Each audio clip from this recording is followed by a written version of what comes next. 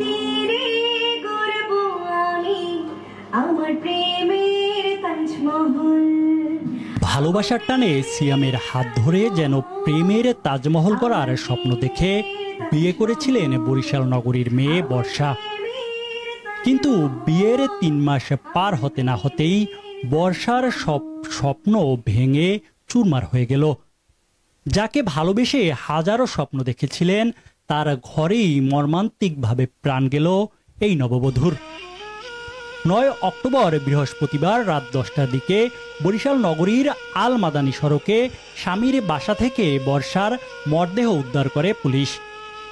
স্থানীয়দের ভাষ্যমতে মাত্র ৩ মাস আগে প্রেমের সম্পর্কের সূত্র ধরে সিয়ামের সঙ্গে বিয়ে হয়েছিল বর্ষার।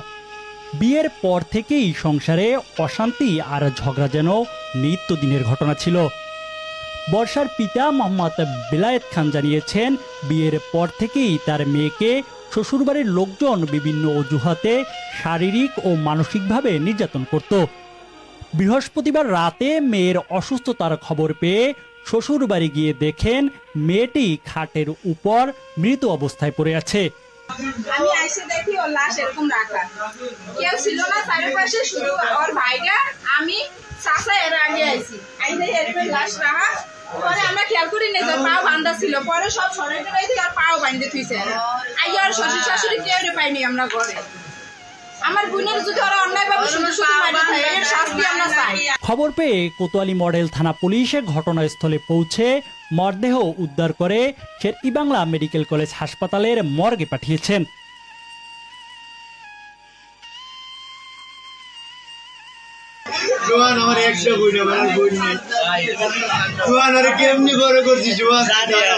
পুলিশে জানিয়েছেন, প্রাথমিকভাবে ধারণা করা হচ্ছে এটি একটি হত্যাকাণ্ড। ময়না তদন্তের প্রতিবেদন পেলে বিস্তারিত জানা যাবে। ইতিমধ্যে ঘটনাস্থল থেকে 2 জনকে জিজ্ঞাসাবাদের জন্য আটক করা হয়েছে।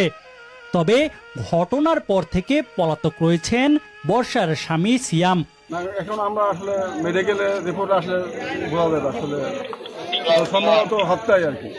তাদেরকে নিজে